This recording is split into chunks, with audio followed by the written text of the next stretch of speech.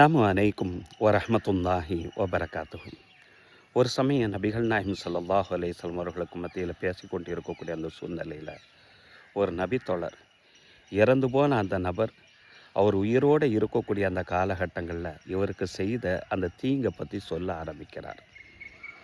உடனே நபி ஸல்லல்லாஹு அலைஹி வஸல்லம் அவர்கள் அந்த இடத்துல சொல்கிறாங்க, அதை விடுப்பா, லா ததுக்குரு ஹல்காக்கும், உங்களில் இறந்து போன நபர்களை பற்றி நீங்கள் நினைவு கூறாதீங்க.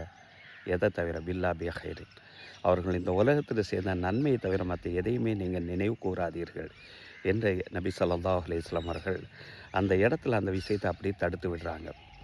இந்த ஹதீஸ் அன்னை ஆயிஷா ரலியல்லாஹு அன்ஹா அவங்க அறிவிப்பாங்க. ஸஹீஹுன் நஸையில் இது பதிவு செய்யப்பட்டிருக்கும். இந்த ஹதீஸில் நல்லா கூர்ந்து கவர்னித்து பார்த்தா ஒரு விஷயம் தெரியும். நம்ம ஏன் மௌத்தா போனவர்களுடைய விஷயத்தை பற்றி நம்ம பேசிக்கிட்டு இருக்கணும்? அவங்களுக்கு உண்டான பலன் இறைவன் அவர்களுக்கு தருவான். நம்ம அதை பேசவே வேண்டாங்கிறது தான் இந்த ஹதீஸினுடைய யதார்த்தமான ஒரு கருத்து. ஏன்னா அந்த உலகத்தில் இருக்கக்கூடிய அந்த காலகட்டங்களில் சில மனிதர்கள் தன்னுடைய சொல்லாலோ செயலாலோ தன்னுடைய நடைமுறையினாலோ மனதை விட்டு நீங்காத அளவுக்குண்டான அநீதத்தை கூட இந்த உலகத்திலிருந்து நம்ம செஞ்சுட்டு போயிடும். ஆனால் அவங்க சொந்த பந்தம் ஈஸியாக நம்ம என்ன செய்யறாங்க, மன்னிச்சு விட்டுருங்கன்னு சொல்லுவாங்க. எத்தனை நபர்கள் அதான் மன்னிக்கக்கூடியவர்களாக இருப்போம். இந்த உலகத்தில் செய்திருக்கக்கூடிய ஒவ்வொரு அநீதத்துக்கு உண்டான பலன் எங்கே தெரியுமா? நபித்தோழர் அபு சைதினில் ஹுதுரி ரலியல்லாஹு அன்ஹு அவர்கள் இந்த ஹதீஸ் அறிவிப்பாங்க. ஸஹீஹுல் புகாரியில் இந்த ஹதீஸு பதிவு செய்யப்பட்டிருக்கும். இந்த உலகத்தில் செய்திருக்கக்கூடிய தவறுக்கு உண்டான தண்டனையாக நரகத்தினுடைய வேதனையை அனுபவித்ததற்கு பின்னால் சொர்க்கத்துக்கு போங்கன்னு சொல்லி அனுமதி தரப்படும். அவ்வாறு வரக்கூடிய அந்த நேரத்தில் சில நபர்கள் சொர்க்கத்துக்கு போவாங்க. சில நபர்கள் இந்த உலகத்தில் அநீதம் இழைத்திருக்கக்கூடிய அந்த நபர்கள், மனிதர்களுக்கு மத்தியில் அநீதம் இழைத்திருக்கக்கூடிய அந்த நபர்கள் சொர்க்கத்துக்கும் நரகத்துக்கும் மத்தியில் இருக்கக்கூடிய அந்த பாதையில் ஹபீஸு சிறைப்பிடிக்கப்படுவார்கள். எதற்காக வேண்டி தெரியுமா?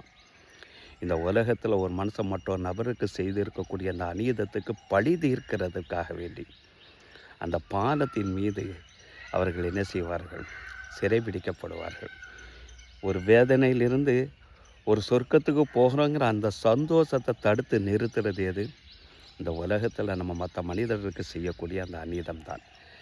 இறுதியாக அவர்கள் ஒருவருக்கொருவர் பழி தீர்க்கப்பட்டு அவர்கள் சுத்தமாக ஆகி உடலும் உள்ளமும் சுத்தமாக ஆகி சும்மா உதீனலகம் அவர்களுக்கு அனுமதி கொடுக்கப்படும் சொர்க்கத்தில் நுழையிறதுக்காக வேண்டி.